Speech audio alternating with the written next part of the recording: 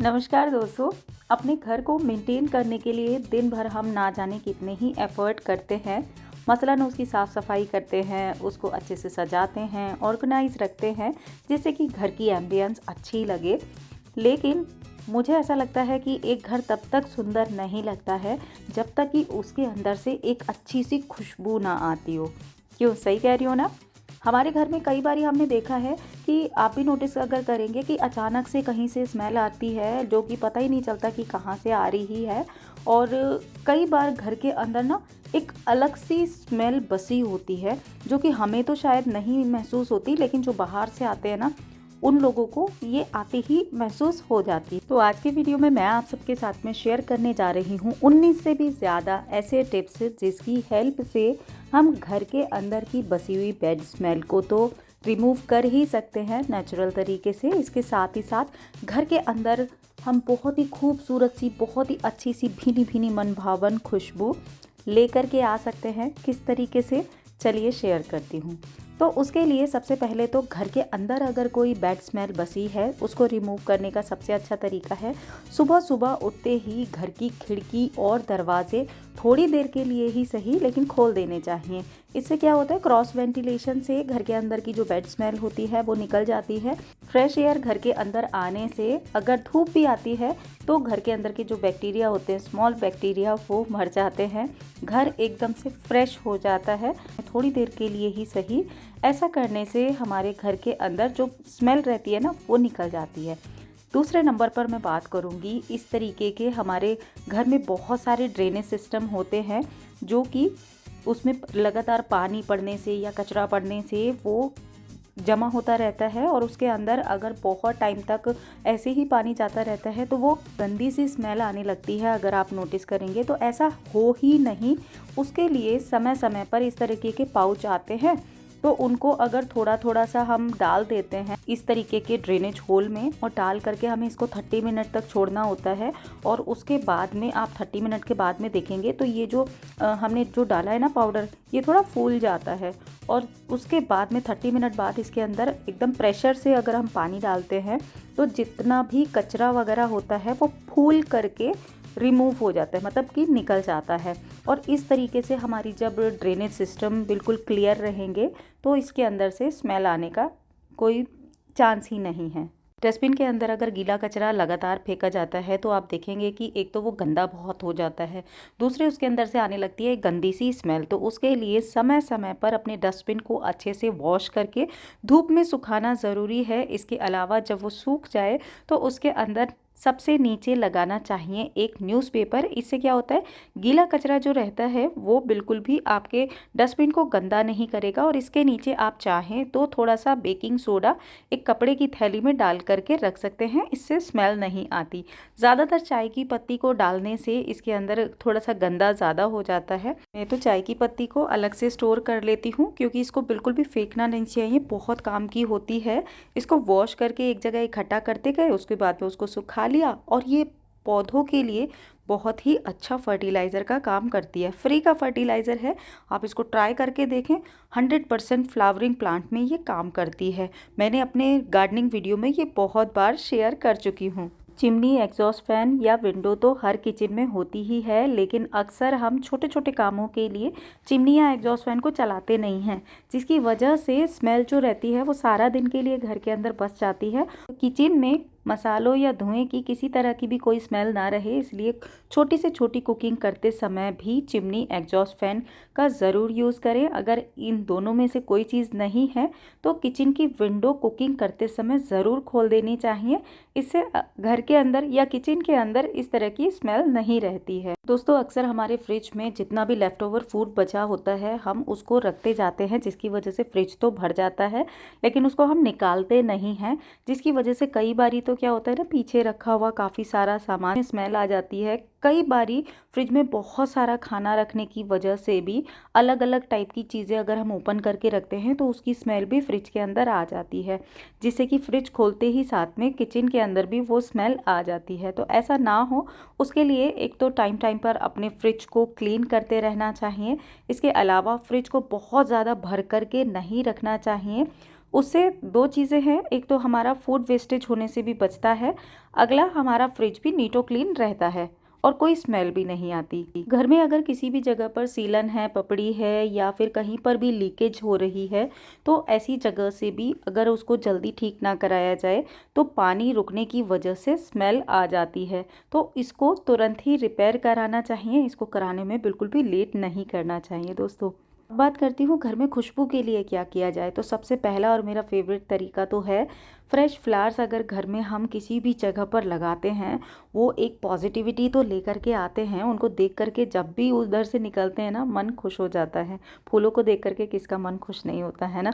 तो एक तो मन भी खुश हो जाता है, दूसरे नेचुरल खुशबू आती है, भीनी भीनी सी हल्की हल्की सी जब खुशबू आती है ना, तो वो घर के अंदर बनी रहती है। मैं तो अक्सर कई जगह पर फूलों का इस्तेमाल करती हूँ, जो कि देखने में तो सुंदर लगते ही हैं, फ्रेग्रेंस भी भर देते हैं घर को।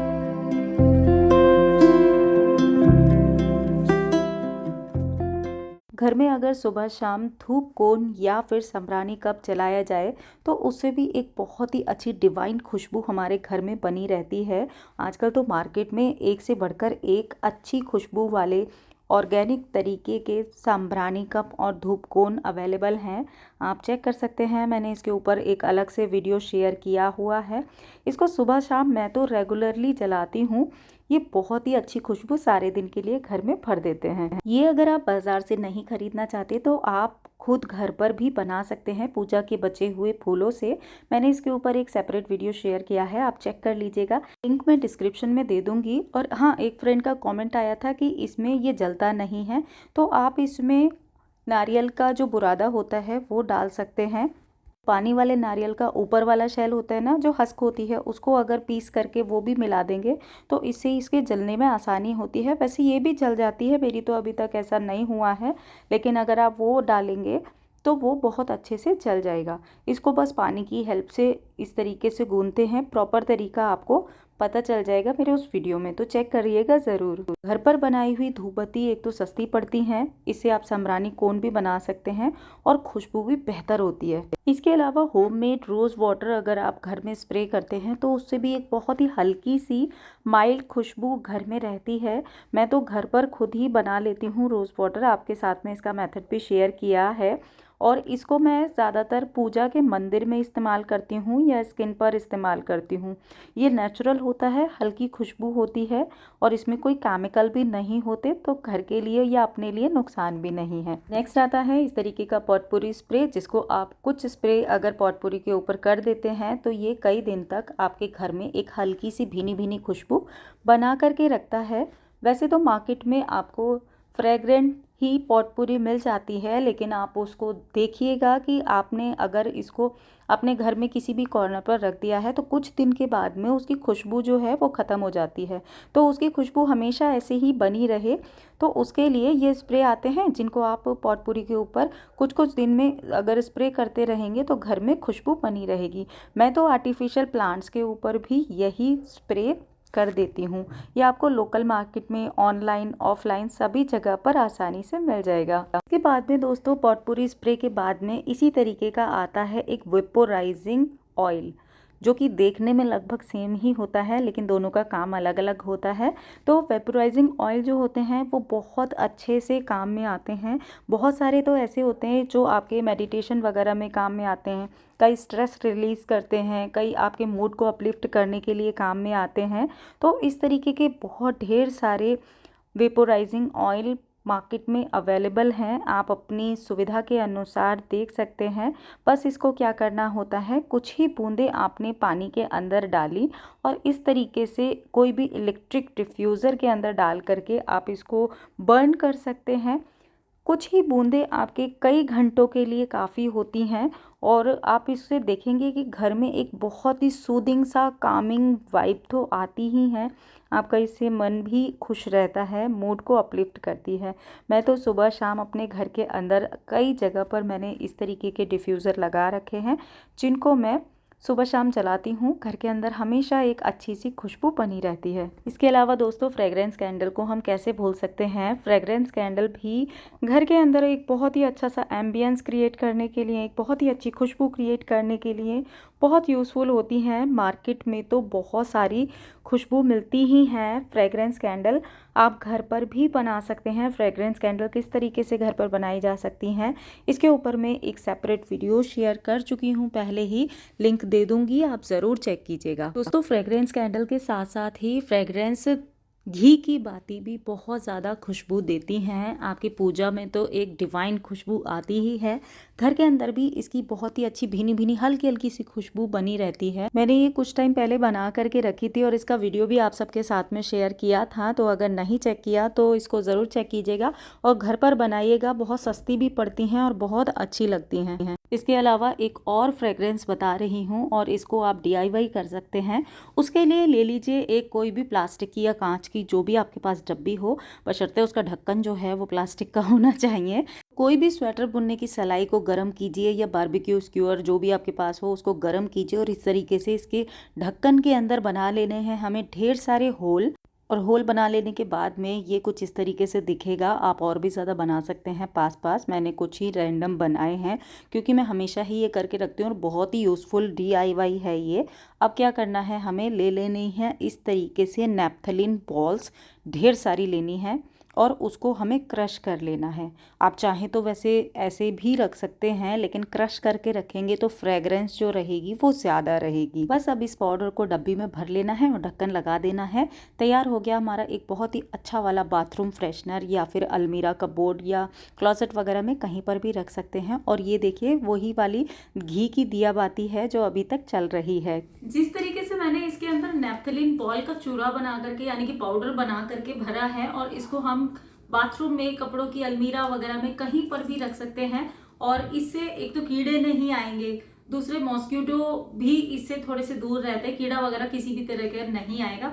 अलग सी भीनी भीनी सी खुशबू आएगी। हाँ, ये बात अलग है कि अगर आपको नैप्थलीन बॉल्स की जो फ्रेग्रेंस है वो पसंद नहीं है तो इसकी जगह आप इसके अंदर जैसे बेकिंग सोडा जो होता है, खाने वाला सोडा जिसको बोलते हैं, उसके अंदर थोड़ी सी कोई भी असेंशियल ऑयल की बूंदे डाल दीजिए। बेकिंग सोडा डालिए इसके अंदर और उसके अंदर असेंशियल ऑयल डाल करके इसी तरीके से होल करके डब्बी में फिर उसको भी रख सकते हैं अलमीरा वगैरह में या बाथरूम वगैरह में। बहुत ही अच्छा वो बनेगा आपका एयर फ्रेशनर।